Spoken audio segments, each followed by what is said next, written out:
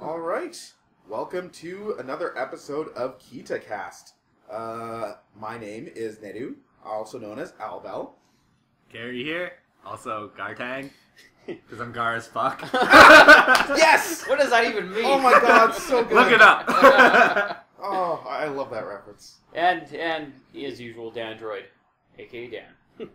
So, Keep guys, things simple. keep things real. I like it. So today's topic was one that we were talking before this. We're like, this is going to take us forever. So we'll do what we can. Can you do a cold intro on a podcast? Oh, hell yeah. You can. If you have music, which we don't. We'll see. Anyway, the point is that our topic today is going to be basically kind of our gaming origins. I think it'd be a fun topic because all three of us, quite clearly, are huge, avid gamers. We've all come from kind of different places and kind of have different stories, I'm sure, about how we kind of got into gaming. I think that's one of the most interesting things when talking to my fellow gamers, kind of what brought them into gaming. And there's so many other different topics that kind of stem from that.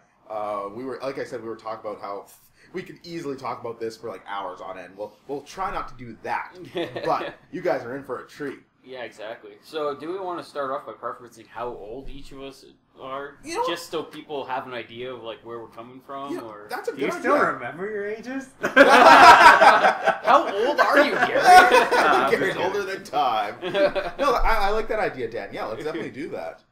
All right. Why don't you start? Yeah, sure. I am 28 years old. Gary? I'm 26. And Dan is 33. Whee! Yeah, I'm old, so what? Whatever. Get off my lawn. I'm jealous. You'll be able to say this. No, I act the oldest, probably. Gary's You sure about that? I act like an old man all the time. Yeah, because you're always cranky and you never I know, go it's sober. just like, I'm not used to having people over. I think we can all be pretty curmudgeonly in different areas. No, but- and honestly, being the oldest, I feel like I'm kind of the most blessed here too, because I got to see a lot of games kind of before these other guys did, and I got to experience a lot of stuff before they did too. Or at least I was at the level where I could remember a bunch of it, whereas they were still learning how to walk and shit. I think I remember gaming before learning how to walk. Yeah, I mean, I don't know. I've always had that thing where I engage in a lot of stuff, so I seem to forget some of the early stuff for sure. But I have vague memories of my earliest gaming days, and I think we talked a little bit about that with some of this stuff. Well, we'll get into that more. Speaking of your vague memories, what's the first on the list there? Well, yeah, no. The first thing is kind of like where did you start with gaming? What was your first kind of gaming system? It sounds weird because I feel like I had a couple. Like, I guess I want to mention the three that I started with because I felt like they had kind of a different impact on me in different ways. The very first one I started with was an Intellivision.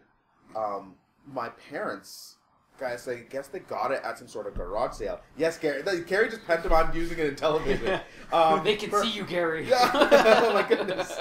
For all you youngins who do not know what an Intellivision is, it's basically this weird little system you hook up onto your TV and you put in these cartridges to play, but Like video games. but the weird thing about this one is that its controller looked like was like a number pad with a wheel on it.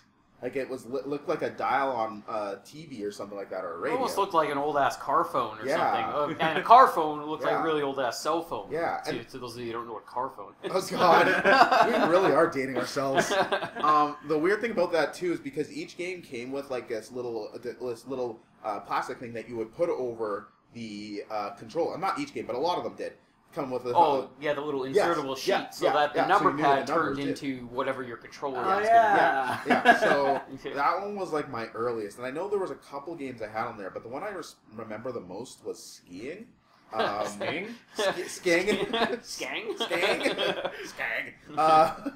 Yeah, that game's not very good. Basically, it is. I loved it, but basically, what it is you go down a hill and you turn the wheel to make the guy turn, and the controls were horribly unresponsive.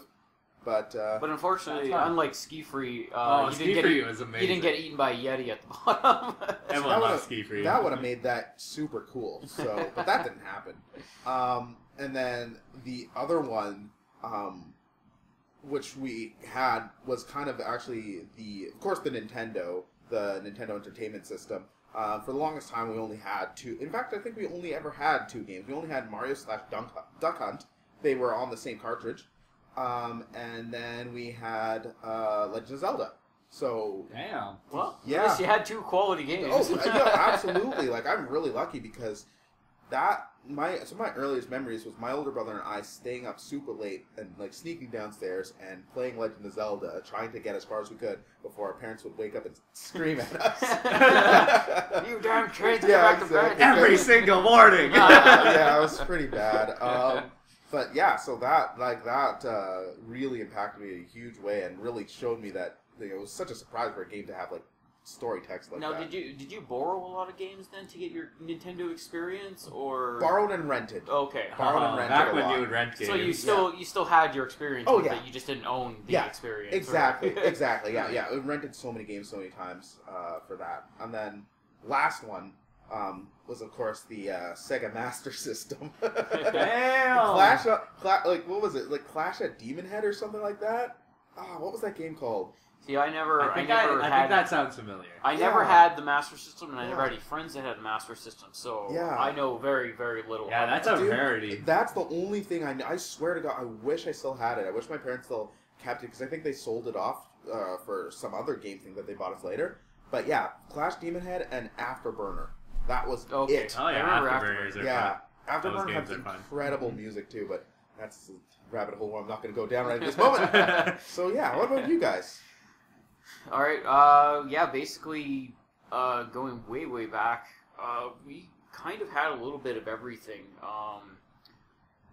I've had everything from a ColecoVision, an Atari 2600. I never had the 5200 or 4800 or whatever the other iterations there were of it. It was kind of, I think it was the original one. We of course had the Nintendo Entertainment System, Super Nintendo, Game Boy, Game Gear. Yeah. Never had a Genesis. Mhm. Had a PlayStation 2, Mhm. N64, Ooh, PS3, and I still have yet to get my PS4. So, yeah. It's but coming. no, I mean, yeah, way back, like the history of it, basically where it started. The ones that I remember the most would be everything that I had on Nintendo. So basically playing stuff like, of course, Super Mario, because everyone had that game because Yeah. it came with the system, which was awesome back in the day when you got a game with your system. And yeah, I remember just having a blast with that. Like even actually, my mom really enjoyed that game. Like we would actually sit down and, like those cheesy pictures you see, Oh, where yeah, like the whole family's playing and stuff. It's like that was us. Oh, that's except awesome. except my dad. My dad was old school, like arcade. I remember this one time he took my Game Boy because I was like showing him Super RC Pro Am on my Game Boy. I was like, "Hey, do you want to try this out? Do you want to play this?" He's like, "Oh yeah, sure. I love racing games and stuff."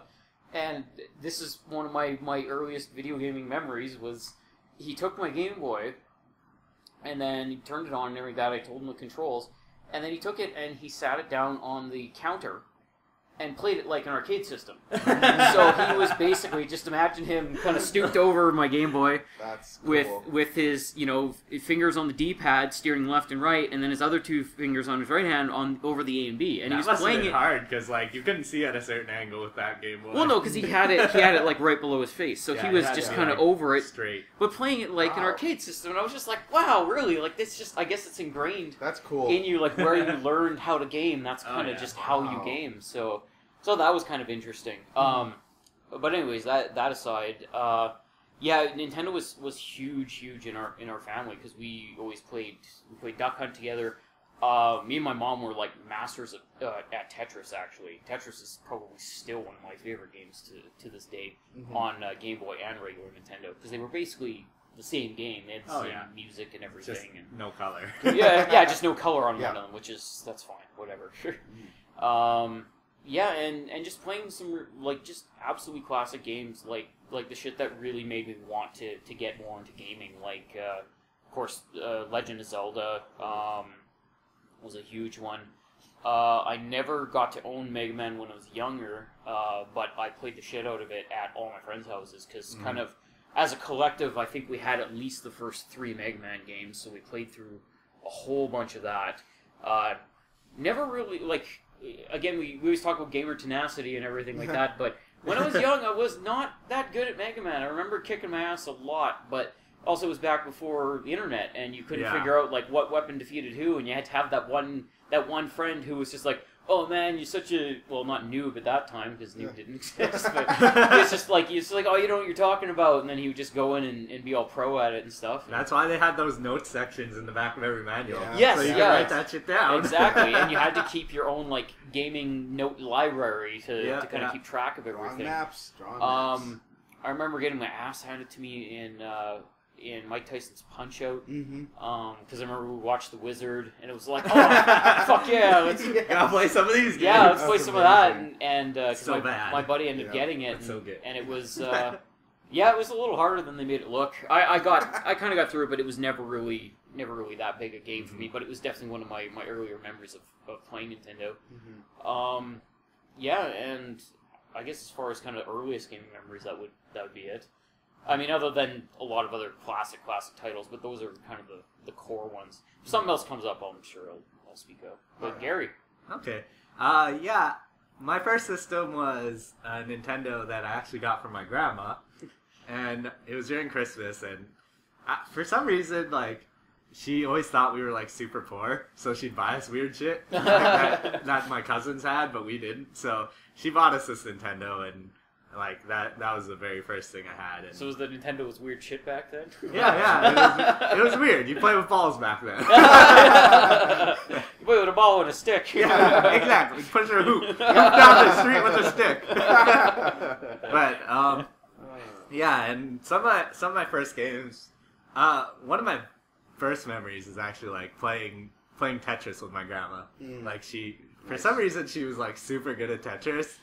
And then as I grew older, I realized that she wasn't super good at Tetris. I was just really bad at Tetris. You were just that much below her. And then as I grew even older, I realized that she's still better than me at Tetris.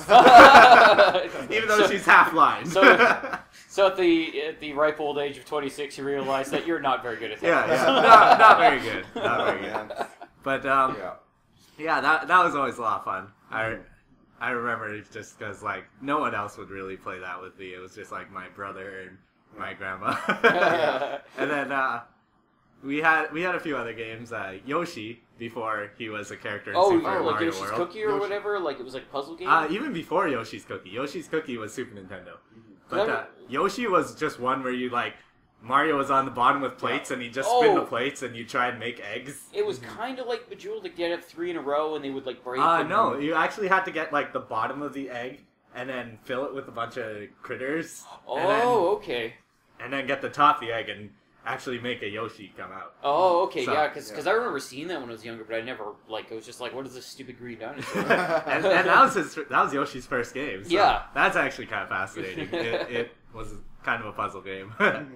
And then we had a lot of games like Mario 3 and Mario 3 is still my favorite Mario game. It's a fantastic Nothing will game. change that. Even Super Mario World it's good, but I just don't have that connection to it. So Mario 3 is always in the top of my books for that. And Mega Man 4, those types of games. Yeah, Mega Man 4 was your deal, wasn't it? Yeah, that's my deal. That's the only one I own, so like I got really boss at it. And then one game I owned that was kind of weird, like it is Narc, which is about drug busting, and I got that when I was like really young. Oh, that was the War on Drugs era. No wonder. Yeah. It was actually a really fun game because you shoot druggies and blow up dogs with a grenade launcher. Well, I remember that game. We got to try that a little bit because you still have said copy of it. And it's interesting. Like, you know what, for an old Nintendo game, it not only looks pretty good, it has a lot of interesting kind of playability to it and everything. Oh, yeah. It's hard as balls, but it's fun, though. You should see the last boss. He is so fucked up. He's like a giant head on wheels. And then, but the funny thing about that game was, I got it at Canadian Tire back when they still sold games. Oh, yeah, Gosh, that and Rollerblade Racer both came from Canadian Tire. And those are some awful games. That was an awful game. Like, Narc was good, Rollerblade Racer was not. Wow. And then, just Nintendo, and then I had a Game Boy, and the first Legend of Zelda game I actually played was the Game Boy one. Really? Oh, DX. Not A Link to the Past, but not even DX. It was, Oh wait, no, it wasn't DX. It was Link's Link's Awakening. Awakening. Yeah. Link DX is the updated version of Yeah, that, and obviously. Come That was pretty much my life. I played a lot of portable games like Pokemon. Yep. Zelda. Yeah. It was all good. Oh, absolutely. Yeah, actually, it reminded me like when I had my Game Boy, my one of my favorite games on there was actually Super Mario Land. Mm-hmm. Oh yeah, that was actually awesome super. game. Which a lot of people, I think, it really got harsh reviews, I guess you could say. Like, but it was like later down the road, and say, oh well, that's not really a Mario game and stuff. But yeah, neither was Jurassic Mario Kingdom. 2 really. But Oh no, that Super Mario Land had a fantastic soundtrack. Still has probably my yeah, That's one of my favorite Mario themes, actually. and actually, like one of my favorite parts was the like the airplane and the submarine levels. Like those, it was just cool because it was something different. And it was kind of. Yeah. I always liked vehicles when I was younger and stuff. So like to have Mario and have it like this like little flying shooter thing, and it was really cool. And then I remember the Ninja Turtles game for Game Boy was actually not too bad. It was interesting. It was hard, but it wasn't too bad. Unlike the Nintendo one, which was world renowned for being horrible. I had that game. I used to love it, and then now I don't. Yeah, that game is pure evil. No, I remember when I was young, and my buddy had that game, and I think it was like almost every weekend for like probably a couple months in a row. I'd go over to his house, we'd sit there and we'd try to beat it, and it you'd just get to the dam, and then you'd be like, "Fuck this." Yeah, and then it was just like, "Fuck this game," and they'd whip it across the room, and it would still work the next week because that's how cartridges work. Yeah. But actually, there was one other game that I remember playing at my buddy's house, and I don't know why I liked it so much, but I just did. And I'm sure that there's some people out there that'll agree because they've actually played it. I'm going to describe it because I don't remember what the name is. Maybe I'll put it in the notes after. I'll go and find it. Or, you know what, I'll search it on my phone later. But basically, you're going to Disney World, and you play this like little adventurer character, and you go to Disney World or Disneyland, whichever one, and you go to the different rides, and each ride is a different level. So there's one that's like a haunted house. Space Mountain is like this first-person like through the stars kind of thing, and you have to like press directions to like not crash into meteors. And I don't think I've heard of that. And there's a couple other ones, but like the adventure levels, there was something about it. It just had such solid like 2D platformer gameplay to it. It was just so well done, and I just played the shit out of that. Like, even when they were like, "No man, let's play some Mega Man or let's play some other stuff," it's like, "No man, I almost got this." And I never actually beat that game, but I came close. Like I got to Space Mountain, which was the hardest thing you could do, and I never beat it. But I'll look up the name while the other guys are talking, and I will chime in. That for a fascinating hidden gem for Game Boy, there's a game I used to always play that was essentially Metabots, but before Metabots existed. Oh, what is that? It was called Power Quest. Power Quest. And you would fight your little robots in like a 2D plane fighting system, and then you would upgrade with like parts that you stole from like your enemies and like stuff like that. And this is on like the original Game Boy. Yeah, Holy and it was shit. actually pretty good. I gotta It play might that. be Game Boy Color, but it was a Game Boy game for sure. And it was actually pretty well done for its time. Yeah, no kidding. I'd never even heard of that one. That's awesome. Well, just to backtrack a little bit, like this, you guys mentioning kind of playing games with, with your parents or grandparents, that just kind of reminded me how against video games my parents were. My parents grew up in Nigeria. Both of them lived through like a civil war there. My dad only saw video games as violence and stupidness. And bless both of their hearts, they still supported me in my love for video games, but because I was a little bit, I don't know if I'd say antisocial so much as not ever wanting to talk to people, I didn't really... Just playing my games. Yeah, that was kind of what it was like, just playing damn video games. So my parents put on hard limits as to how long I could play video games. Like, incredibly hard limits. And if I broke those, I would suffer. They'd break you? Well, it was more the case... yes, Dad. It was basically like, well, it looks like you played 30 minutes longer than you should have. Guess you're not playing games for the rest of the week. Like, they were super intense. But in all honesty, I actually kind of am okay That's with kind the of fact nice, that they did that. It helps you self-limit yourself when you get older. You know what? And that's exactly it. Because I'm very much disposed to do that kind of thing. But because the way my parents are, I get this horrible sense of crippling guilt when I play a game for more than 2 hours. So I just don't. I mean, I was just telling the guys today, I picked up a new game and played it for like 4 hours straight. I almost never do that. This is the first time I've done that in probably about a year. I think everyone knows what game it is. Yeah. Yeah. It starts with an M and rhymes with Metal Gear Solid 5. Anyway. But yeah, it's just such a, like, that was such a weird thing. And I remember being so bitter about it and like that, but like, you know, just like you say, Gary, look back on that, I'm like, yeah, no, I'm okay with the fact that they did that. My parents were actually, it's kind of interesting because my parents were like, they were always working, like they had a restaurant, so they did everything themselves at that restaurant. So instead of me going to the restaurant and bothering them and sitting in the dining room and bothering all the customers, they plopped me down with a game. Yeah. Works very, very well. Yeah, they probably inadvertently caused me to love video games more than I should. No, Gary, not more than you should. They're my parents. Video games are my parents. I'm just joking.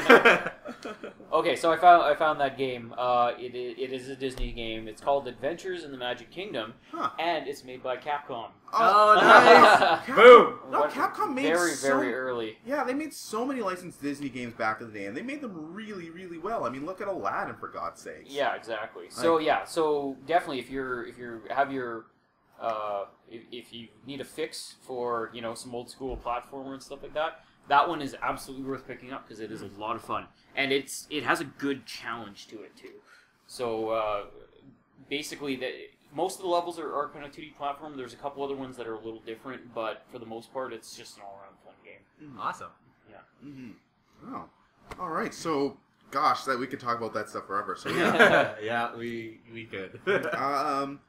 Next thing that I kind of wanted to get into is just about how the gaming has influenced us. You know, how our tastes have evolved over the years, and what games kind of really got us into genres we normally would never try. I figured that just ball those into one thing because those all kind of tie together. All right, well, I'll go first because this is a big one for me actually. Because when I was younger,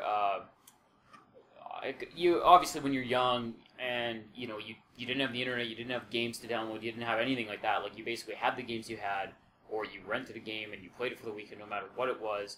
You just had to get used to whatever you were playing and stuff like that. But it also really ingrained in me what games I do and do not like. So there was definitely that part of it. Because, sometimes you'd get a game and it was like... renting that lemon. That's it. It's like, okay, that's it. Like, I guess I could try to bore myself to death with this for the rest of the weekend, or I'll just leave it alone and realize that one isn't for me. Yeah. And a big one for that when I was younger was RPGs.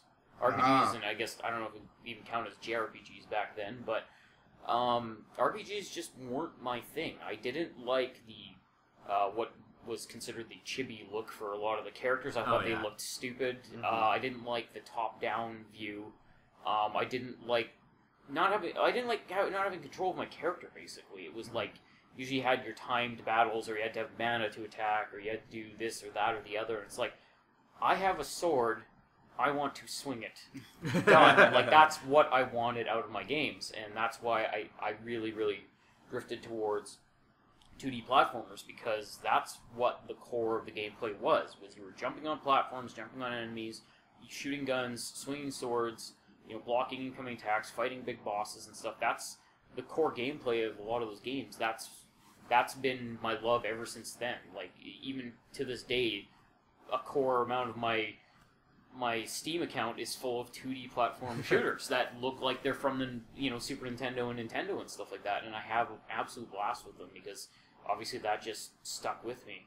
Now, suffice to say that I did end up liking RPGs a lot because down the road I was introduced to these beautiful, beautiful games such as Chrono Trigger, Final Fantasy 3/6, Final Fantasy 7, and what was the other one? Xenoblade. Xenoblade? Is that the one with... Xenogears? Oh, Xenogears, right. No, that's Xenosaga. Xenosaga. Yeah, Xenogears would be the one. Yeah, so, and just... Yeah. And Earthbound. Earthbound was a big one, too. Oh, yeah, okay. Although that one I didn't really get at first. My buddy was huge into playing that one. He rented it almost every weekend. And it would always be that kind of situation where you rent an RPG from the store, and there's 3 save files on it. Now, if you rented it quick enough again, your save file was still on that game. Oh, risky. But, a lot of times he did have to end up starting over. So I did get to see, a lot of that game just through him playing it. And kind of got a better appreciation for it because that's when I started to kind of turn on to RPGs and realize that they weren't just... trying to stop my fun with with timers and mana and stuff like that. So yeah, that shaped a lot of kind of what I enjoy, because even with the 2D platformers, even into newer, indie games or AAA games or whatever, a lot of the games I still enjoy to this day include a lot of just jumping on platforms, shooting enemies, and having creative ways of kind of just traversing levels and everything. Like everything from I'm a huge fan of the Devil May Cry series. Like that's been one of my favorites ever since it first came out. You know what? Now I'm thinking about it. It's like you guys start talking. Yeah, you could just have millions of things to talk about. Yeah, it's kind of like I don't want to eat up all the time here. It's like I'll chime in if there's other games that I remember. Believe me, there's millions of them. It's just No, I know that feeling, man. I mean, just even while you're talking, I'm thinking about the same kind of thing. When you said Earthbound, I could have went on for like 20 minutes yeah. about Earthbound. we could just do a whole podcast about Earthbound. I couldn't. No, I mean, it's weird. It's weird when I look back. I don't think my tastes in gaming has actually changed that much, oddly enough. Because I've always loved platformers. I've always loved RPGs. And I've always loved action games. And those are kind of what I'm still playing. The biggest changes for me actually came a little bit later. But I guess I should talk about like some of my earliest influences though. Like, I mean, just the biggest ones for me back in the day, Castlevania. Oh, right, yes. Yeah, the original, yeah, like the first Castlevania game, like, wow.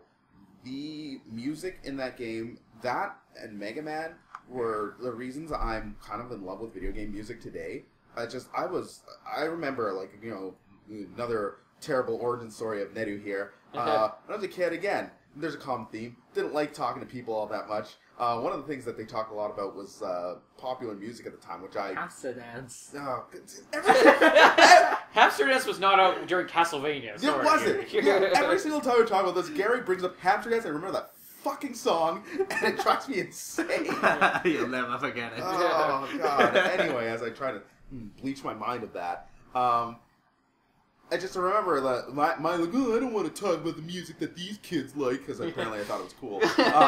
And so it was cool you thumped their Backstreet Boys with your Castlevania. Yeah. I was just like, I love this stuff. So it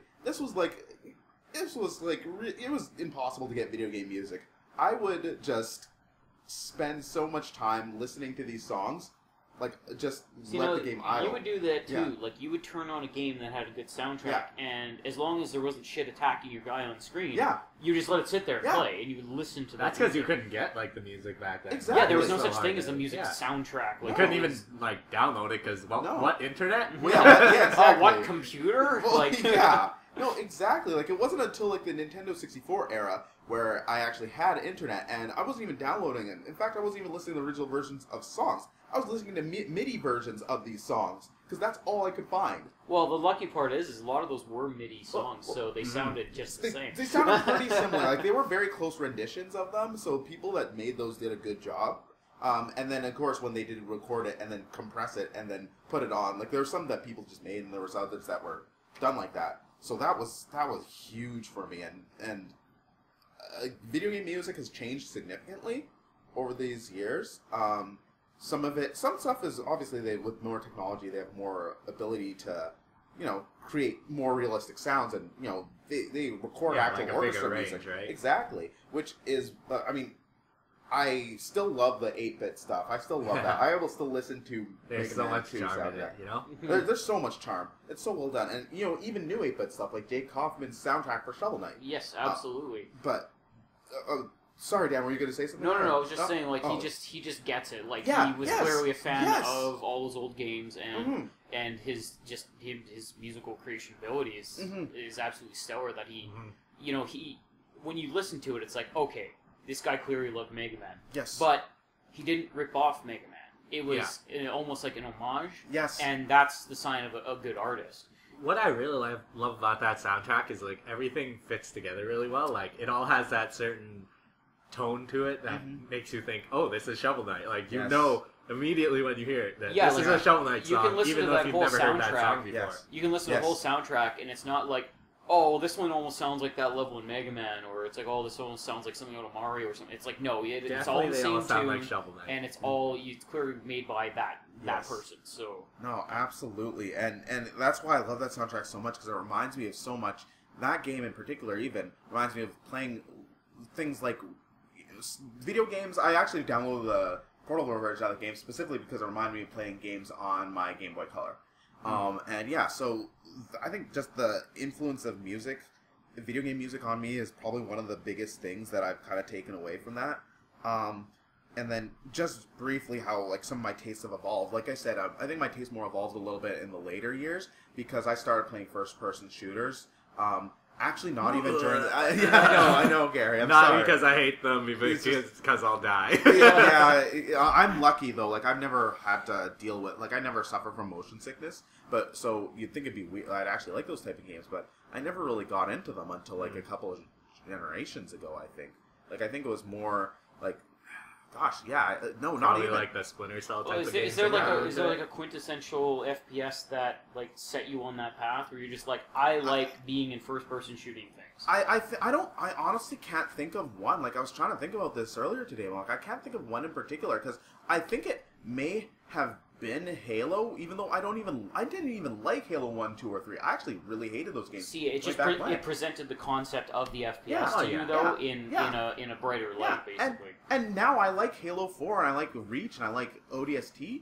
Like I think you're right. I think it just presented. Not GoldenEye? No. That's the thing is you didn't have a 64. Right? I did have a 64, okay. and I did have GoldenEye. I was terrible at it. I loved the campaign because it was really cool, and then I watched the movie after I played the game. Yeah. But like I was just like I just kept thinking to myself, if only this was like Winback or third person. You know what? Maybe it was Winback actually for the Nintendo 64. Now that I'm thinking about it, I remember that because that was a horrible ripoff of Metal Gear Solid. Oh yeah, absolutely. See, that was the thing. I didn't have I experienced Metal Gear Solid much later. Oh, see, it was the other way around. Like, I played Metal Gear Solid, and then, like I said on the last podcast, I was borrowing it from my brother-in-law, and then he took it back after a while, and basically I was just like, I started jonesing. I was just like, I need more Metal Gear Solid. I need my fix, and then I was just like, renting 64 games, and then all of a sudden I see Winback, and I look at the back, I'm like, this looks like Metal Gear Solid. I gotta fucking play this. And I plug it in, I hit power. It's and terrible. Like, this is not Metal Gear Solid. Winback's a bad game. It is. It was really bad. It was horrible. It was horribly generic. It it's really so was. awful, but I love it. So help me. Oh man. Yeah, I guess I've always played all sorts of different games because, like, is there a game that you don't play? If you're gonna spout off on like you play every genre, is there a genre I even play FPS games, believe it or not. Like I get horribly sick, but I'll still play them. Like I played through Borderlands, and like I really love that type of game. None that I can really think of. Like I like puzzle games. I like anything really. But growing up as like a little brother, like you always had to share your games, so we play a lot of multiplayer games. So I ended up like when I was young, I actually played a lot more racing games and like sports games and things like that, where you could play with multiple people. Not like traditional sports games, more like Arch Rivals, where you just like punch a guy in the face and take them off. But yeah, those sorts of things. And then like I don't know, I just sort of grew into liking RPGs. I think just because of Pokemon, because like that was my own game. Like you got a copy, your brother got a copy, and you didn't fuck with each other's copies. My brother and I had to share. It was pretty brutal. Oh, that's brutal. Yeah, we pretty much had a policy that we wouldn't play without each other. Every time we did, we got super mad at each other. Yeah, because like that was the type of game. All three of us. Sorry.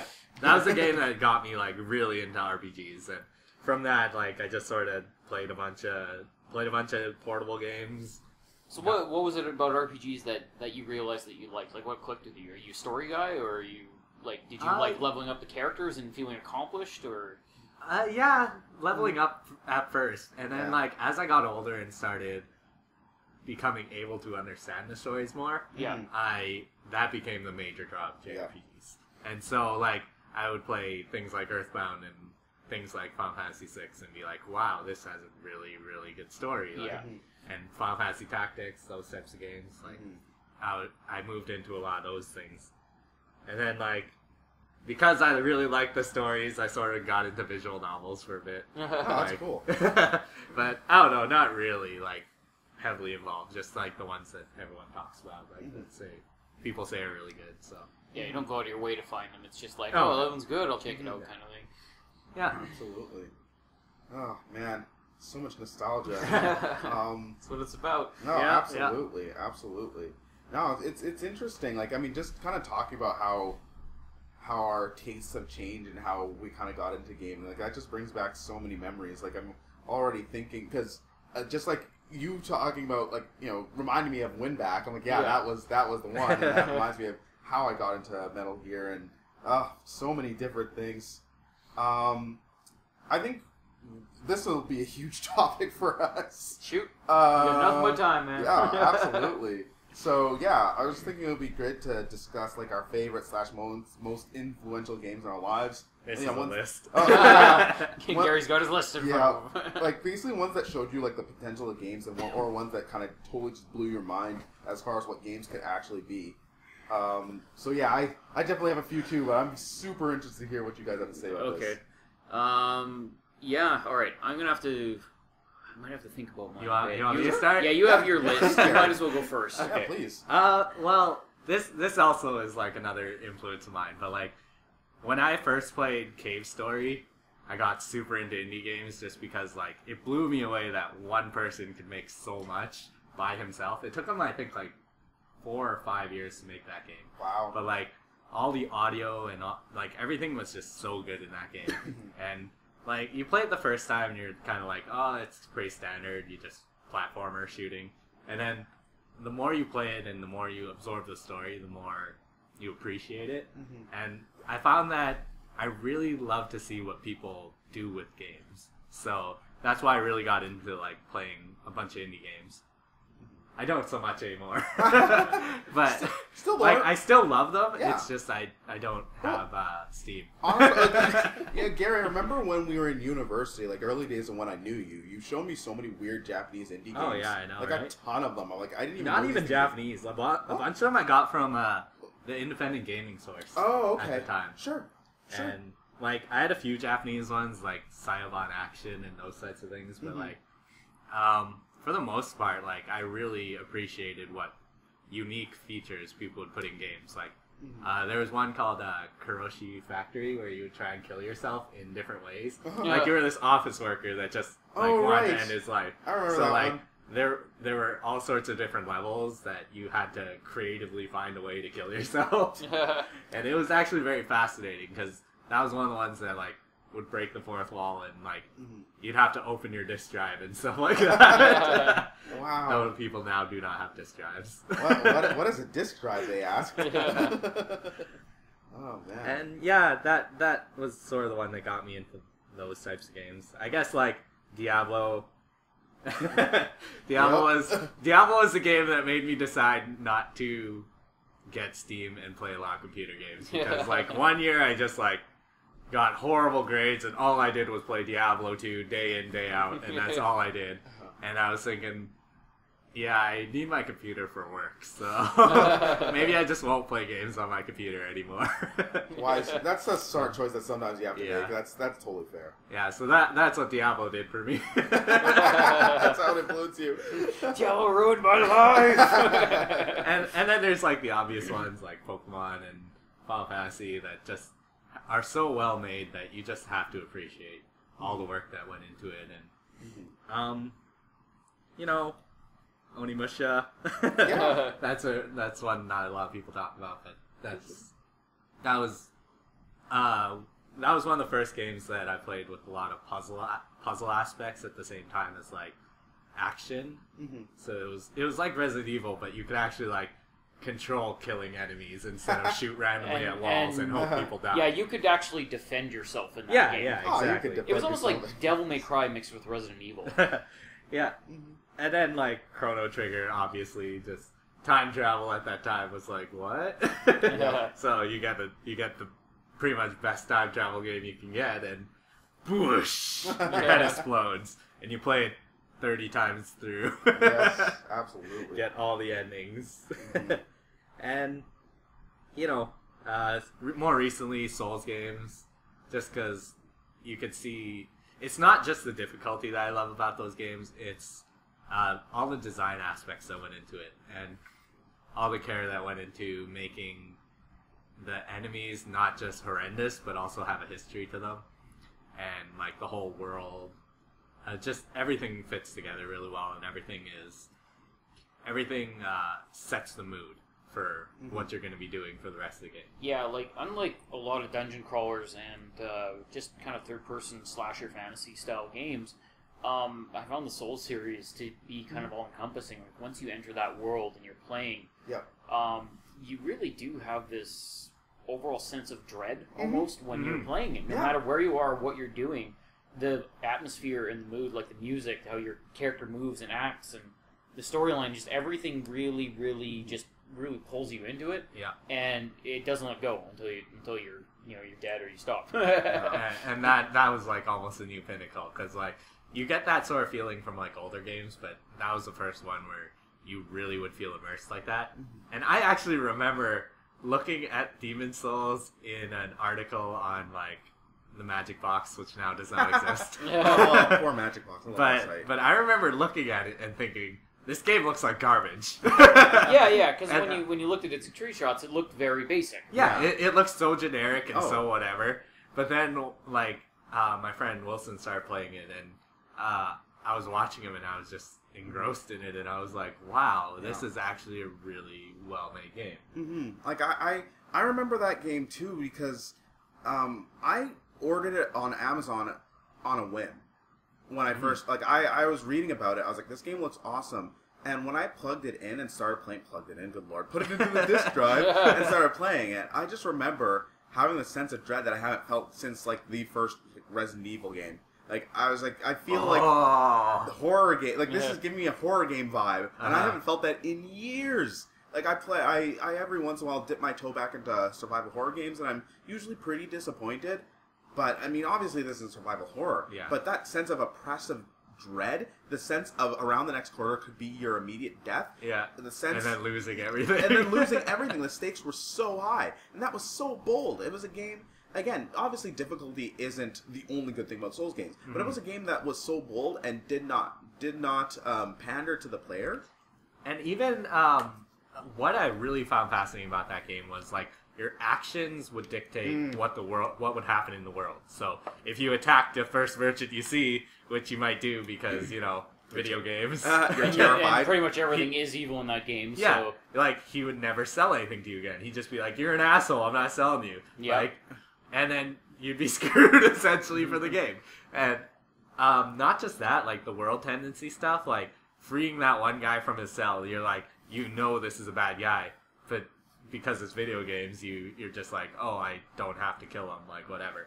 And then you slowly notice that people are dying in your nexus, and you're like, what is like, this guy is assassinating them, I should have killed him. Yep. Like, it's the actions that dictate what happens to the world instead of, like, a response tree sort of thing, which I really don't like. That might be the type of thing I don't like. Like response trees. Mass Effect. But I would still play those games. Yeah. But yeah, that was your next level there. That was when you played a Souls game, you were like, this is what gaming should be. Yeah, and like, a lot of games can incorporate that. Except, like, it's so hard to do because there's so much planning that has to go into it. Oh, for sure. Okay, so while Garry was talking, I wrote down a list. I'm going to hammer through a bunch of these because I looked at a top 100 list of games of all time.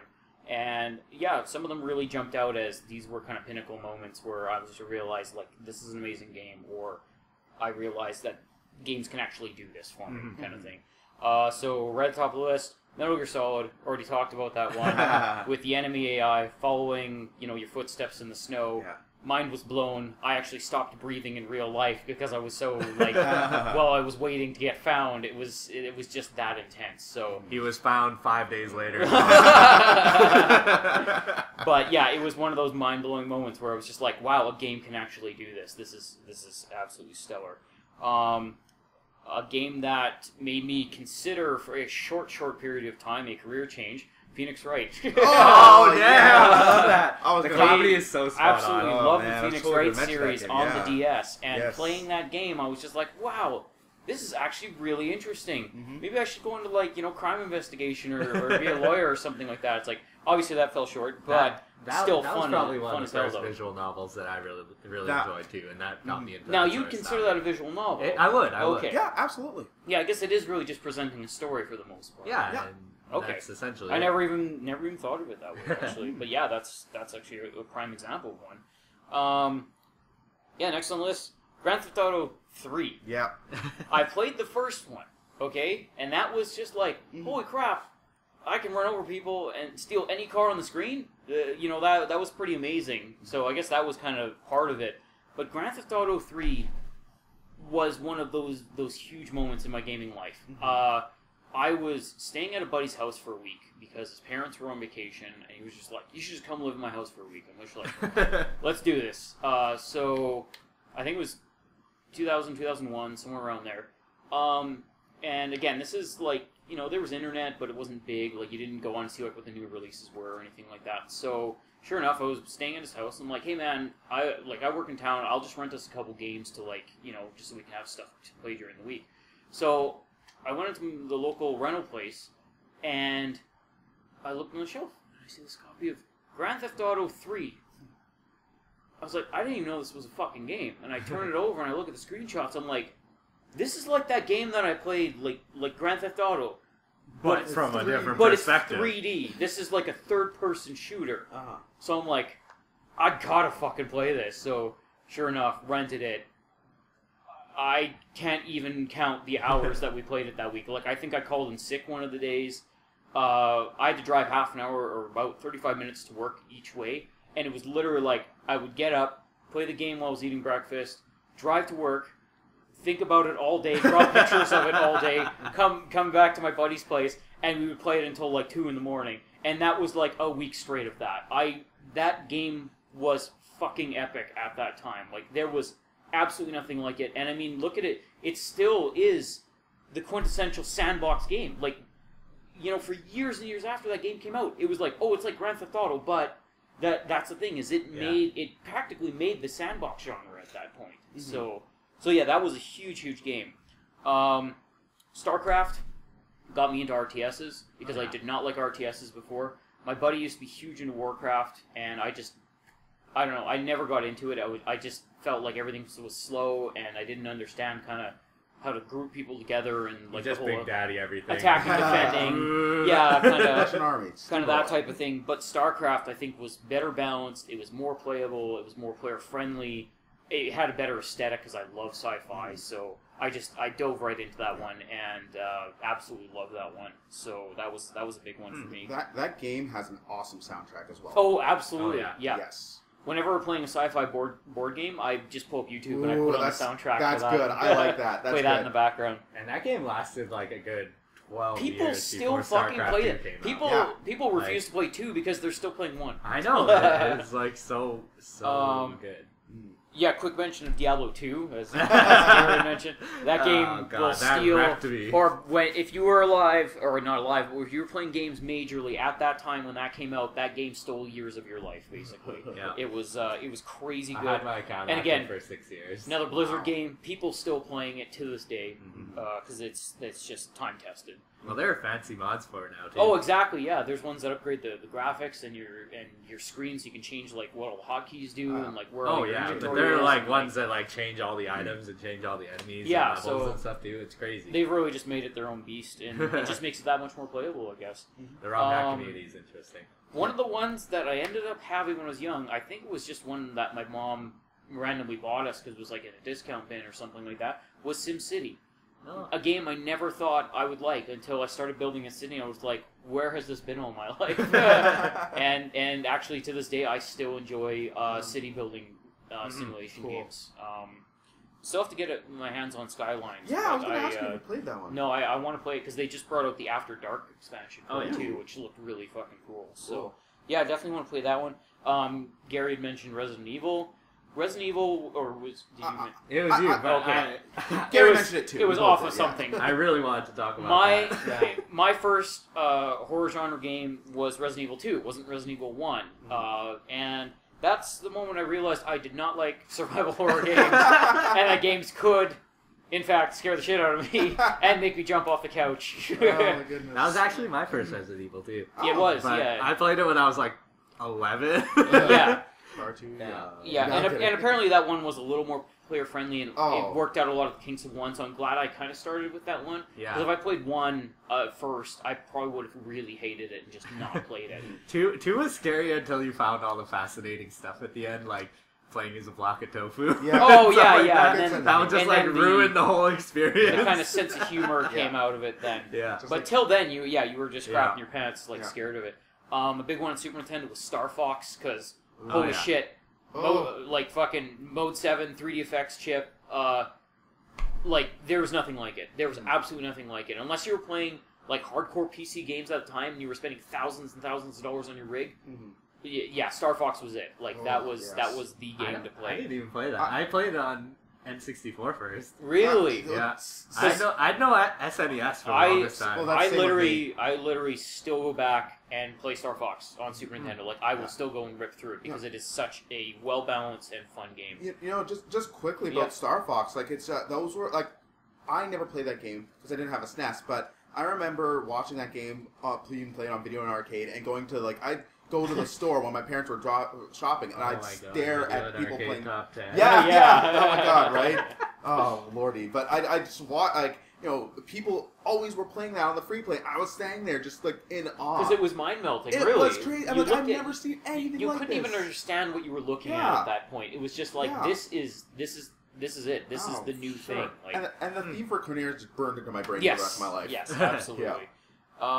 And I won't go into Demon Souls because Gary already did that one because that was a huge game. Like Demon Souls to start, but I love all the Souls games since then. But Demon Souls really started.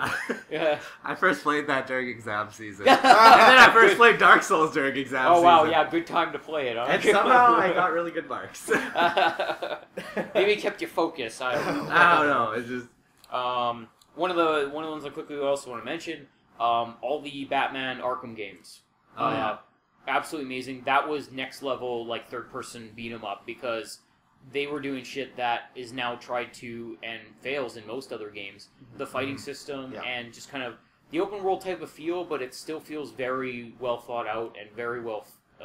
It's guided enough, I think. Yeah, exactly. Yes. It's guided enough, but you still feel like you have choices and it's still open enough and everything like that. But the fighting system is A1. Like, there's nothing there's never been a better fighting system than that in a brawler game. So that was a big one. Oh, I just thought of a game type that I don't like. What's that? Those really super open-ended RPGs. Like Skyrim and stuff. Oh, where you just yes. Start and you're just you are literally wandering and I love those games. I just never do anything. I don't know. I just can't get into them. That's fair. It's difficult to stay focused. I found that too because I played a lot of Oblivion. Actually, that's a big one too because I literally played it probably at least a couple hundred hours as a thief. I don't think I ever got past about level 40, and I spent hundreds of hours stealing shit from people's houses and being the nicest person in town during the day. Like that's I role-played in that game, basically. Yeah. Like, that was a real role-playing game for me because I played out my characters if that's kind of what I would do in that game, in that kind of situation. And you stuff were, like you that. were the Simpsons cat burglar. Yeah, kind of, yeah. Yeah, it was pretty much it. It was I get that reference. super smooth during the day, and I would steal everyone's shit at night, and then my whole house was just full of candelabras and plates and anything that wasn't bolted down, basically. Nice. Yeah. quickly back to the RPG thing, I thought of one of the other ones that was big getting me into RPGs was Mario RPG. Oh, Everyone will agree that it is one game. of the best, not best RPGs, best games of all time. Definitely play that one, even though it's very expensive to buy. Oh boy. So you might be able to, find other ways of playing it. I'm pretty sure it's also. Yo, it's on virtual console. I was gonna say. that was what I was referencing. Go buy it on the virtual console. Oh my god, that was amazing. All right. And finally, one of my top 5, maybe top 10, maybe top 5, somewhere in there, games of all time, Shadow of the Colossus. One of the greatest games ever. Oh my god, I got chills. It just the music, the control, the enemies, the just everything about the game is just amazing, and it has never been really copied. Nobody's ever even. I think it was such a testament to a different game that nobody else even tried to copy it. They didn't even try to do what it did. I think it's been done in 2D, but never in the same Even scale. in 2D, I don't think it was the same scale. And even in 2D, it never felt the same. You don't really get that sense of scale at that point. I mean, there's never been anything like it, and I'm really hoping that there will be something like it again. But honestly, because they made the HD remake for PS3, that team is fascinating. Absolutely worth playing through and through and through, because there's extra shit at the end that you can unlock, speed runs. It's just a stellar game. It is absolutely amazing. I've owned it in 3 different versions now, so it's totally worth getting. All right. Nedu. Oh god. Yeah, we're running long. Go for it. Yeah. Doesn't matter. We go 1.5 hours for all I care. We're having a good time. Yeah. Everyone's having a good time listening to all this nostalgia. We're gonna get some awesome. I think it's comments fascinating. out of this, too. It really is. Wow. I am such a weird person. I'm actually just getting chills as you guys talk about this stuff. It's oh, I remember that too. So good. I know, right? Yeah.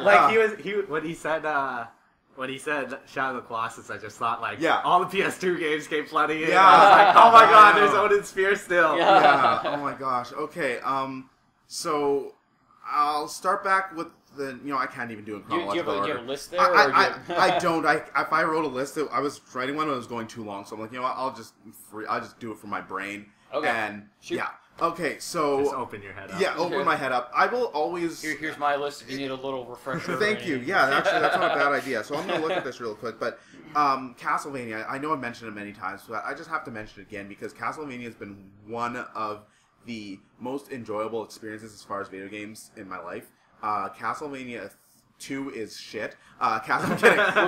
Okay, before you go into what's amazing about it, which one is your favorite? Okay. I think you gotta say Symphony. You don't have to say I'm Symphony. just kidding. You don't have That's to what say I have Symphony. to say. Man, you know what? I think I have to say Aria of Sorrow for the damn. Game Boy. That's a good Game Boy pick. Advance. That's a good pick, though. Because the thing is that I missed Symphony of the Night. I played it since, but when it came out, totally missed it. Missed Super Castlevania 4. I played Bloodlines because that was the Genesis one, which is actually really good. It has a Yeah, see, so I was kind of in the same boat quickly. I didn't get to play Symphony because, again, I didn't have a PlayStation 1 at the start. Yeah. And I think my nostalgia made my choice for Super Castlevania as being my favorite one. Fantastic game. Because that one, me and my cousin used to play all the time, beat it multiple times. Yeah, that's like the same thing with me saying Mario 3. Yeah, it's just I have that nostalgia exactly. for that. So, for sure. Carry on. I think because at that point, I played, Castlevania, which was amazing, and then I played Castlevania 2, which was one of the worst games ever. The game's just so stupidly hard; it doesn't even make sense. You love it. I loved it at the time. I think if I went back, what a horrible night to have occurred. Yeah, exactly. I remember just screaming at my TV when that happened. Did you scream, "What a horrible night to play this game"? Yeah, pretty much. My parents being like, "Shut the hell up." Castlevania 3 was cool because it brought in multiple characters that different abilities, but I think after the Game Boy ones, they had Circle of the Moon and they had Harmony of Dissonance, and I feel like they just got to the perfect tempo when they came to Aria of Sorrow. That game just felt so well put together. The world was fantastic. It was cool because, spoiler alert, I'm not even going to mark with the spoiler because seriously, guys, come on. It turns out it's a Castlevania game. You kill Dracula. Exactly. But see, that was the twist in that game. Soma, the main character, is Dracula. Yeah. Right? He's the reincarnation. He's supposed to be the reincarnation of Dracula, and you kind of find out at the end of the game. And it was just such a cool game with an amazing soundtrack. I've played that game so many times. So that was on Game Boy Advance? Yes. Okay. Yes. Highly recommended to play that game. Like, you know, if That you're is a Castlevania. sequel, right? Well, a sequel? Dawn of Sorrow, Yeah. is it Aria of Sorrow and then Dawn of Sorrow? Yes, Yeah. it was the sequel that came out on the DS. DS. On the DS, sorry, Fan yeah. DS. All the, yeah, the, Is yeah. that Fat the DS. one that we were talking about that I like that has like the Dante-esque character that has guns and swords? Or is that... Or was that I something- believe it is. Or could that have been I can't remember what, but Portrait of Ruin, because there's a character. But that in one game. has like a secondary character too. So if he doesn't Yeah. remember, Yeah, because that one's a guy Okay. and a girl, and one had a tome and Yes, stuff like that. yeah. And, yeah, I'm pretty sure it's... You carry on. I will look it Okay. up. No, for sure. Yeah, I Portrait think of Ruin has yeah. a girl. Yes, absolutely. And I that played both of those, though, Yes. and they were both very, very good. absolutely, and same with Order of Ecclesia. So that's, Oh, Order of Ecclesia is so good. that game is amazing. Like, honestly, it's funny because Yes, it is Dawn of Sorrow. Okay. For you Devil May Cry fans, if you've never played Dawn of Sorrow, play this, because it is almost Devil May Cry with Castlevania. It's, Like, it's pretty awesome. great. It's that Dawn of Sorrow is a fantastic game. But I remember with Order of Ecclesia, I just remember like I loved the running animation of Alucard or whatever. Like the character in Order of Ecclesia probably has the second best 2D sprite running she had animation. the weird like Yeah, but it's weird like hovering stride. But the way she started her running animation, because I remember she would Alucard. spin, wouldn't she? No. Oh, that one. No, she kind of would. Like, it's the way Alucard started it. He would, like, lean into it and then start running, and it was amazing, and it was animated so well. I remember seeing that for the first time, being like, what the hell is this? And wishing I had a PlayStation. But her running animation is kind of similar to that. The one thing that she did do where she did spin was her double jump, which is probably my favorite 2D animated double jump, where she does the jump and then she does the double jump, and it's kind of cool because you see her legs swing around the whole way and she arches her back backwards. Like, it looks like she's putting effort into it, which is kind of cool. And it's a sprite. It's not like a 3D model where that's one of those things I really appreciate. Well done pixel art, because Yes. pixel art is not just about making, a few frames of animation to make a cheap character. It's like you can make pixel art carry weight and Yes. have motion and Yes. everything like that. And those are the ones that I really, really enjoy seeing. Like basically all the newer Castlevania games Yes. like that, they had the best pixel art. Amazing job, absolutely amazing. Newer. Job. Newer, yeah. in No, air they're like quotes. no, they're standard DS. For They're sure, not, like no. 3DS games. Yeah. For sure. Like, I'm not going to go down that rabbit hole because we talked about that already, right? But those games, amazing soundtracks too.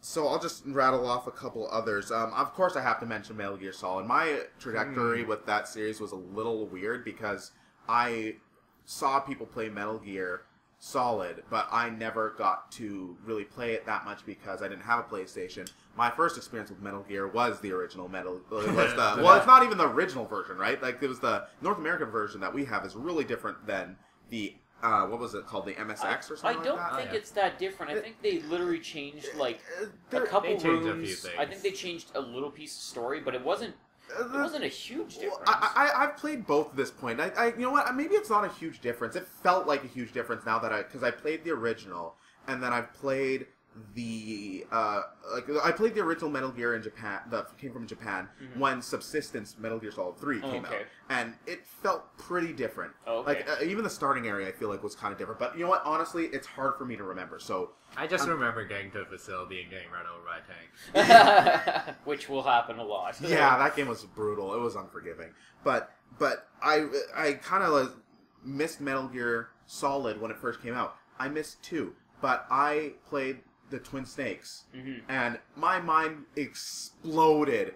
I mean, sure, the cinematics were over the top and ridiculous. I mean, the snake jumped off a missile. Like, what's happening? What's It's the problem? stupid. I don't But get the problem with that. I had a fun time with it. Yeah, I that's loved Metal it. Gear right there. Yeah, Like, like, what the hell? Wait, now could you please explain quickly what Twin Snakes is? Did they change It was stuff, a or- remake for GameCube. Yeah, they But basically. is that it though? Well, they did a few integrate. things. Yeah, Oh. they integrated a lot of the abilities from Metal Gear Solid 2 into that game and completely remade it. Like it gave a complete new coat of paint. It looked like Metal Gear Solid 2, except it was Metal Gear Solid, and they redid a lot of the voice acting and cinematics as well. Still the same voice actors. Oh, okay. But they redid a lot of the cinematics as well, and they cranked it to 11. It was like Devil May Cry in certain scenes. Oh, okay. Other scenes were just cool because like the time probably one of my favorite cinematics was when you fight Gray Fox.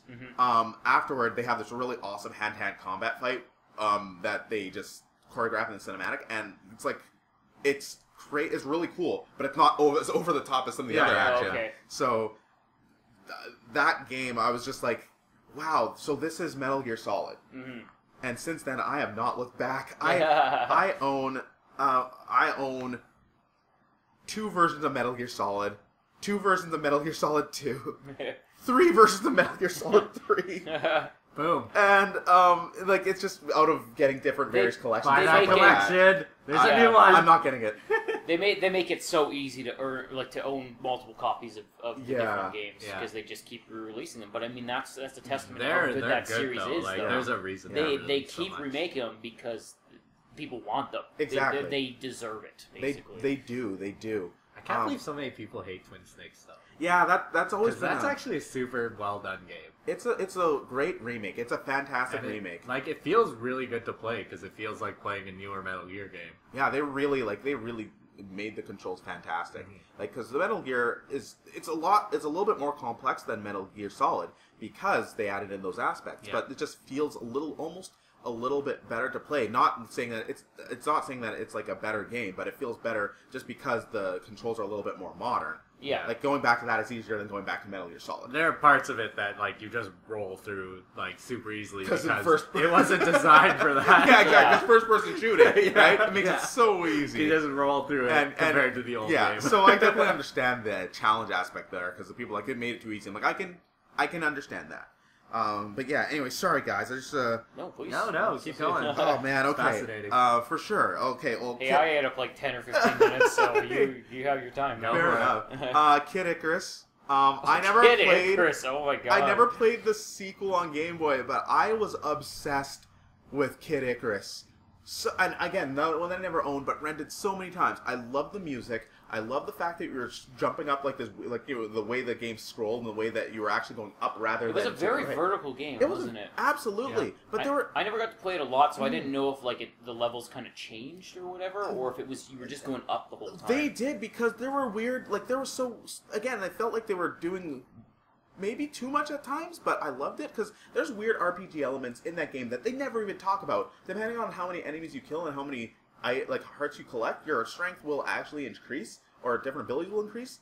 But they never tell you that. I had no idea when I was a kid. But there are also aspects of Zelda too in that game because certain levels would like dungeons. Oh, okay. Right? And there were side-scrolling dungeons. Did you get baffled by the fact that you're fighting eggplants? Yeah, that was weird to me. I was like, why am I fighting plants? Dude, nothing was weird back then. No, I mean, you fought everything in those games. I remember seeing that and being like, that's weird, and then just not even thinking about it afterward. Like, I was just had that moment of like, this is odd, but I was like, also mushrooms. So, you know, like, but so when Kid Icarus Uprising came out, that was painful and amazing because I love Kid Icarus. I love Uprising. Has one of the best soundtracks for a Nintendo game I've ever played. Now, is Uprising, is that the 3DS one? Yes, okay. And that's why that one hurts me physically and emotionally because the controls for that game are not great. And that game does so much right and so much good, and it felt it was so close. And then Sakurai in an interview, because Sakurai and his team developed it, he was like, maybe you can get another sequel in another 25 years. I remember crying to my friend Marshall. Yeah, like, it's one of those moments when you have a beloved game. Yeah. And then there's just that, like, slightest, like, 0.5% of a hope of a chance of some kind of sequel or something else being made for it. Mm-hmm. And then it just gets horribly crushed, like, a second later. But for that one shining moment, you're like, oh, maybe, just maybe. Such glory, such glory. It's so fleeting, like a dying star. Yeah. Oh, my gosh. So, Sonic 2 has to be in there. Was it Sonic and Knuckles for you? No, yes, but Sonic 2 is where it really started for me, because I played Sonic the Hedgehog, but Sonic 2 was where I really got into it, because that is, like, the perfect little brother/little sister game. Oh, yes, of course. Because I played it a lot with my older brother, and I was Tails, and, you know, people hate Tails and say Tails sucks and this and that. I love Tails. His name is Miles per Hour. Listen, Miles. listen. He goes by Tails. If you will read the comic book and it's canon, he hates the name Miles. But that's not.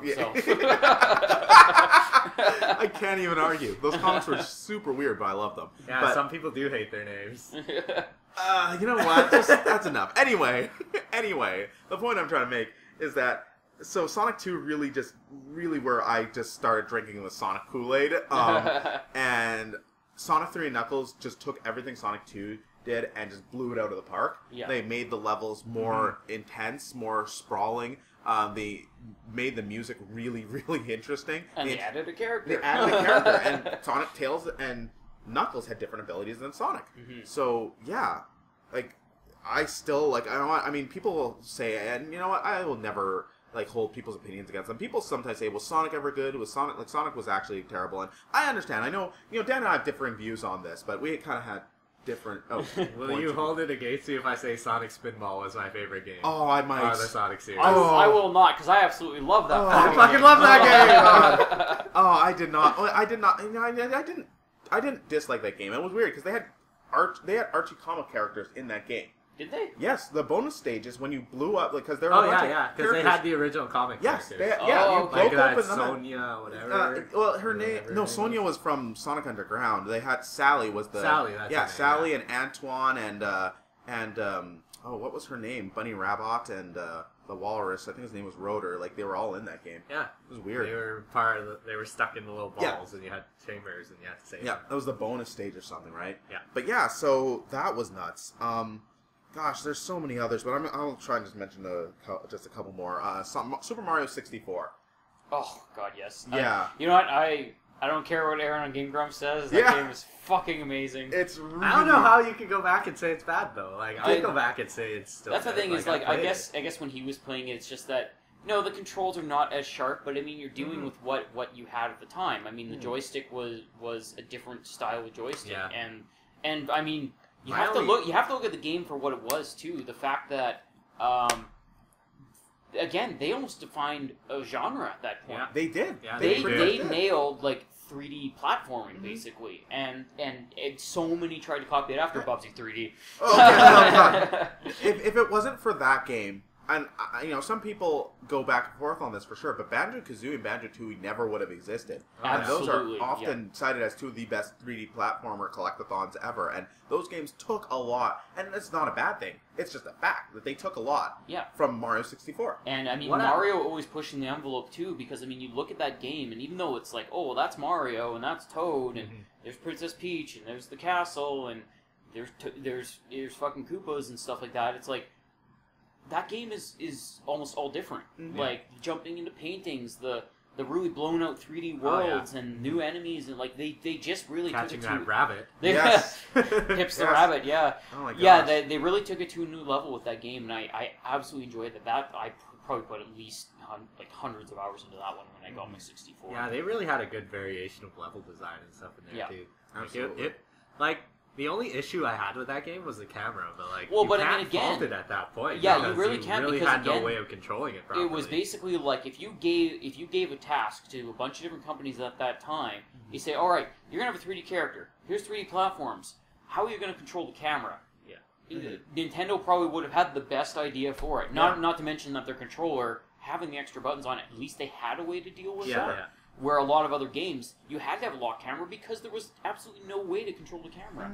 Yeah. The interesting thing about the camera, too, is that technically when you're playing Super Mario 64, you're playing as two characters. You're playing as Mario, and you're playing as the Lakitu who's holding the camera. Exactly. It's just like holding the camera. Because that's what those controls do. Those controls affect where Lakitu is. And it's awesome because the room with the big mirror in it, you go in there, and I remember, I was like, holy crap, it's an enemy. I'm like, wait, no, that's the guy that talked at the beginning of the game saying he was filming this. Yeah, and he was there the entire time. Yes. I don't know if this was like, I can't remember if it was like in an interview with one of them or something like that, but I think they did that on purpose because they didn't want people to feel like that the camera was just this invisible entity, so they wanted to embody it in a character. So they used the Lakitu to carry the camera, and I thought that was genius because it's like, well, flying character, And that would explain why he can't get in between you and a wall. Yeah, exactly. It made sense that he was a physical entity and that he couldn't do certain things. So, sure. good idea on their part. Oh, absolutely.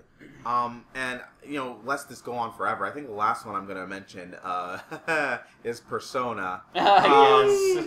I again did not have a PlayStation.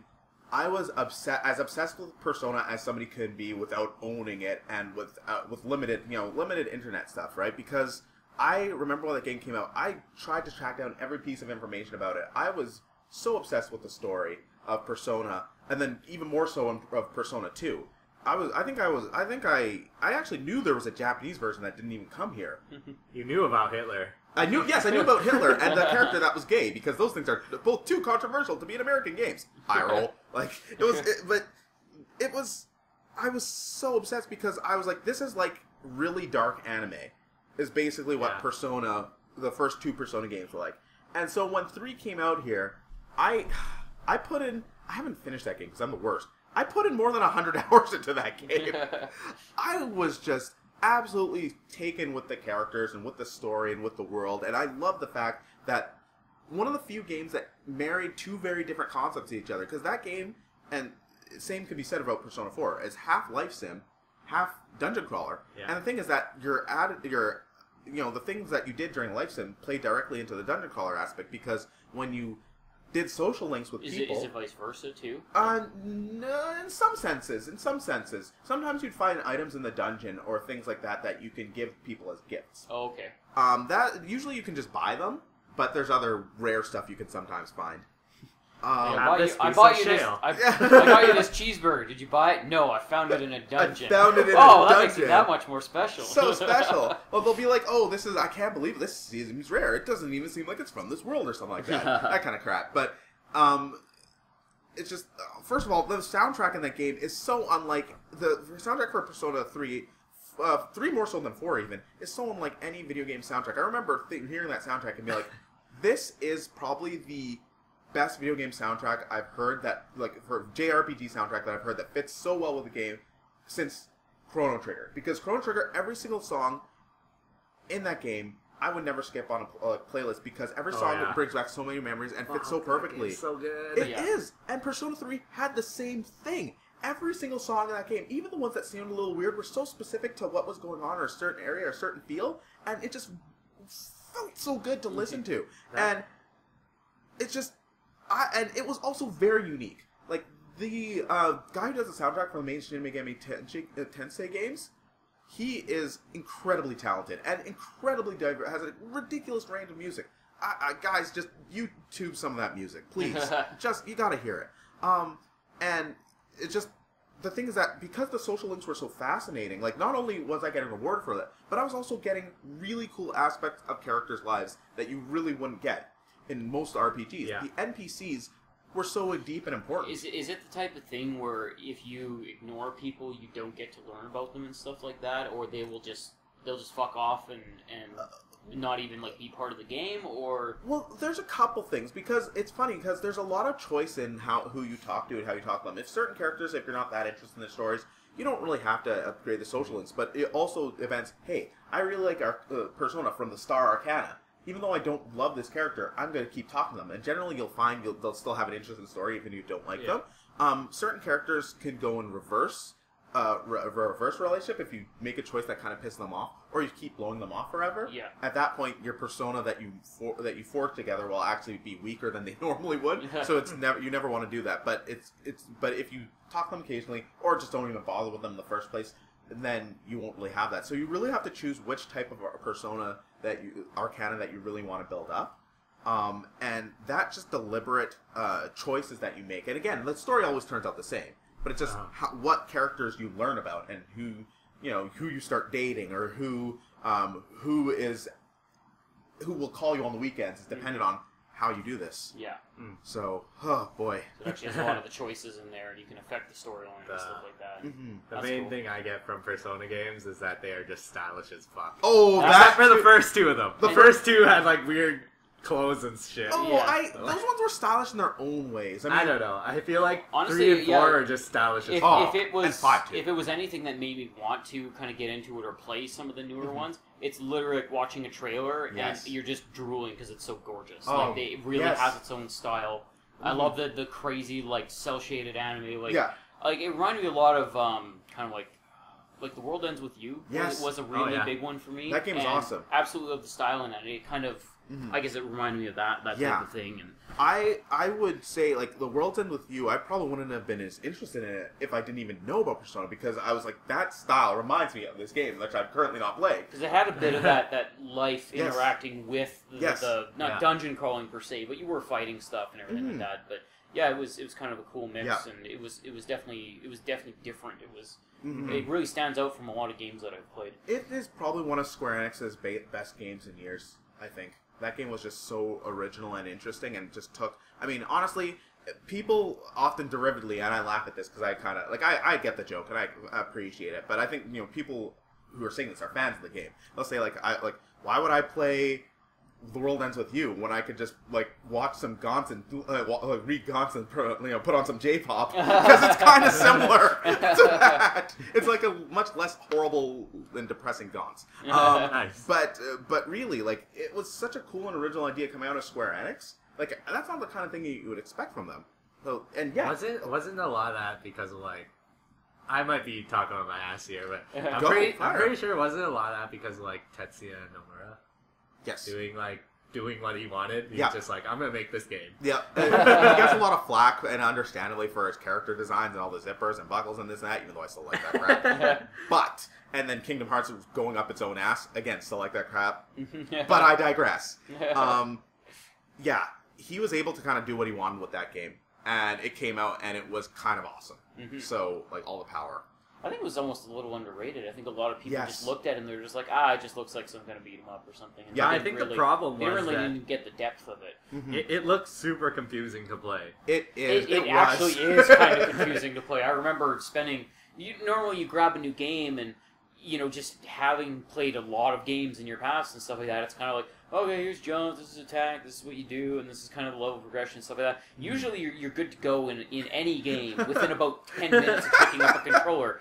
That game was literally I spent days learning how to really get things down, and so did I. If you want another game like that, and Residence of Fate or End of Eternity. Oh, Residence of Fate! Holy crap, that game's ridiculous. It used to be called End of Eternity. Yeah, it was called End of Eternity. And now there's a new game called End of Eternity. Which is so things are so confusing. fucking confusing. So if it wasn't confusing enough before, they just made it more confusing. Well, it's not from the same company. It's just some other random End of Eternity game, and now it's I just don't know what. Whatever. But if you want a game that's super hard to pick up, the gameplay elements, Residence of Fate is game. Residence of Fate is everyone who loves it. Which system is that for? The PlayStation 3, Okay. Everyone who loves it really loves it, and everyone else is like, why the hell would you put yourself through that? Because you essentially have to learn a whole different language, and it's just ridiculous. But damn, was it rewarding once you figured out what you were doing? Oh my god, I couldn't play that game now. He's the one that loves it. Yeah, I couldn't play that game now. Because it's that game's not like Riding Bike.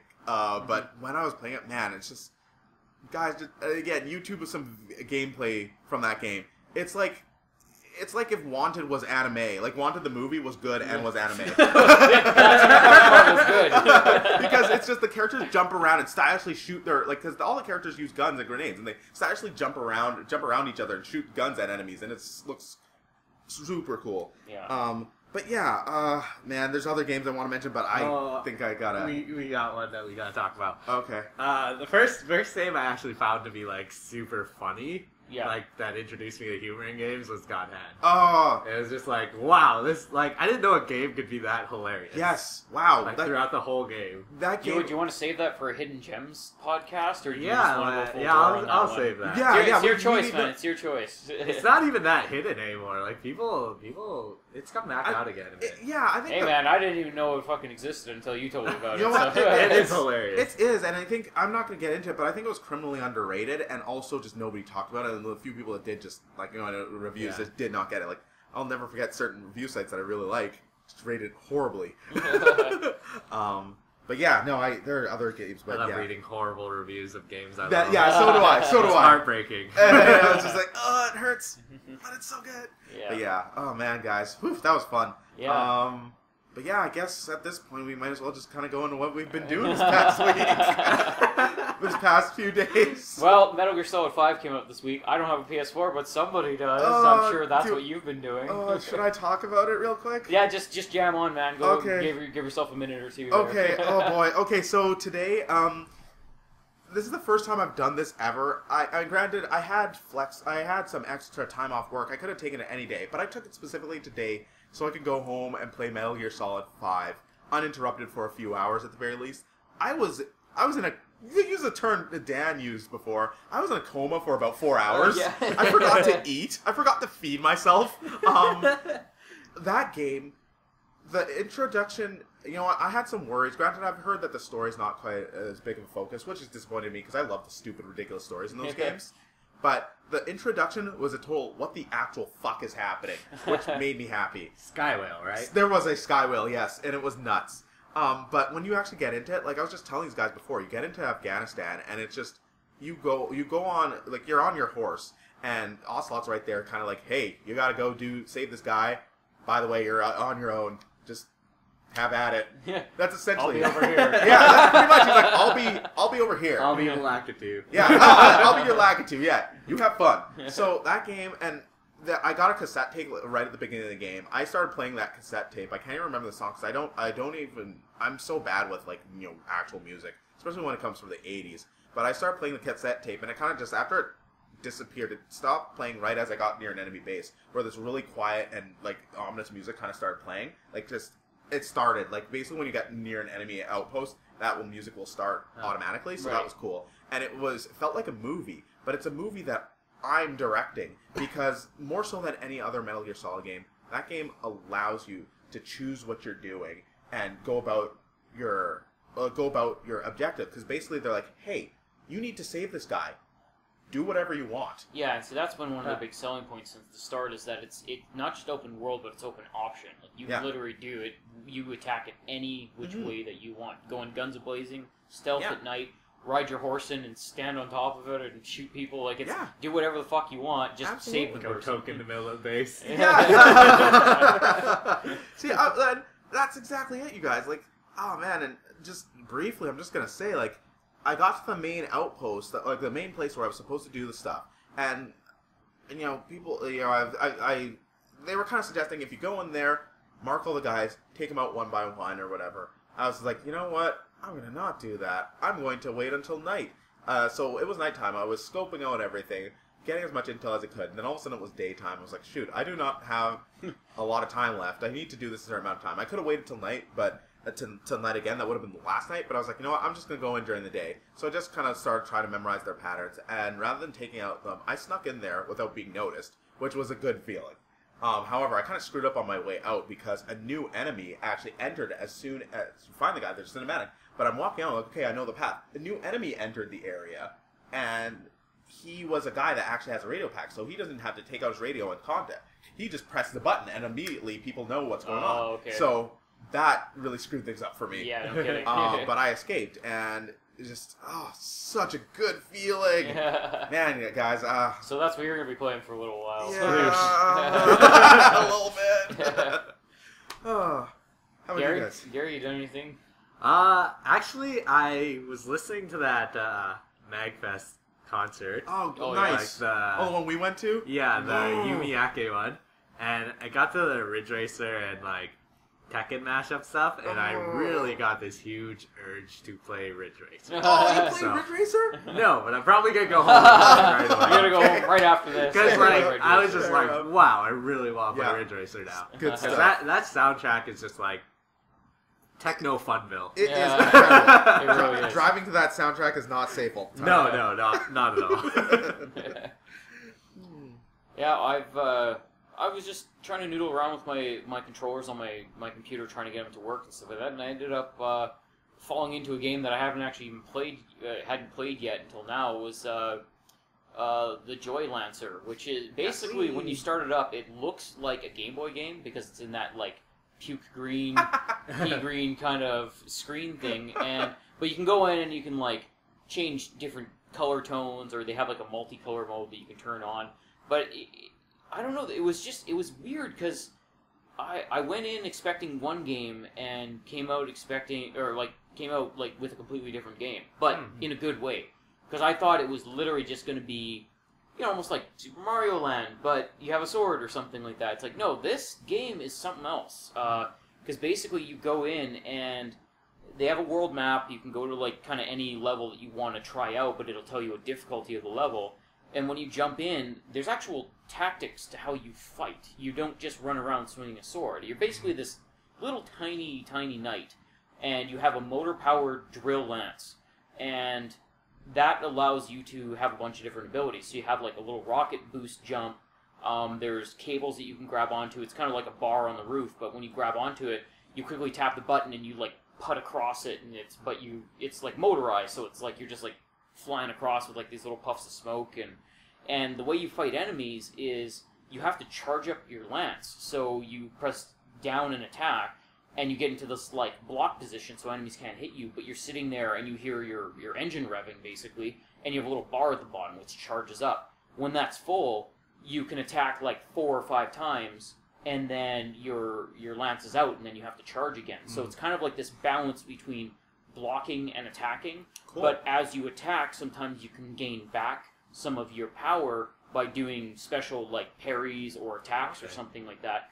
But it's crazy because they not only have parry attacks, but they also have like, if you block a guy at a certain time, he almost gets stunned, and then you attack him and you mash the button, and you almost go into this like Tasmanian devil crazy like war spin where you're like, smashing him around and slamming him into the ground and the wall, and it just has these like insanely loud like 8-bit sound effects, and it's just really fucking satisfying to do. So, and it's a super cheap game. I think it's like $8 or something like that on Steam. So I would definitely check that out if you like well, kind of 2D side-scrolling slashers and stuff like that, because it's like the old ones, but it definitely has a newer concept to it.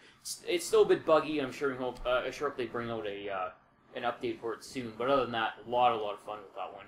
Yeah, that's fascinating, because like I feel a lot of games nowadays use almost a rhythmic combat, where you have to have like a certain timing and a certain like rhythm to your fighting, which I feel is actually really cool to have in games. Like, yeah, because you're not just... It takes the doldrum out of just mash B until the thing dies. It's like, no, they've taken these tried and true concepts of how a game can be fun, like the platforming and the character design and stuff, but then they've upped their game with modernized stuff like rhythm-based fighting and everything like that. One step further from Phantasy Star Online. Hey, I love that game. No, I love that game too. It's just Phantasy Star Online 2. No, Universe was a terrible one. No, Universe is garbage. God, I hate Phantasy Star Online 2 just will not ever come out officially here. That's what I'm sad about. Yeah, the new one looks super good. And it's on PS4 now. But after that complaining, I think that's where we'll have to end it, because I'm sure that you have absolutely enjoyed the nostalgia that we've just laid down here. But a podcast can only go so long. So we would absolutely love to hear what you think. As usual, what games got you into gaming? What game do you first remember playing? What system did you own? Did you own one of those weird ones? Like, did somebody own a Lynx out there? Anyone have a Virtual Boy? Did anyone own a Jaguar, a Virtual Boy? I knew somebody who did. A TurboGrafx 16. I knew one kid up the block. He was the rich kid. He had one. Yeah. He had all of them. Oh my God. But yeah, just stuff like that. We'd love to hear stuff like that. And just kind of, what got you into gaming? What changed your life of gaming? Like those little moments where you realize what gaming really could be.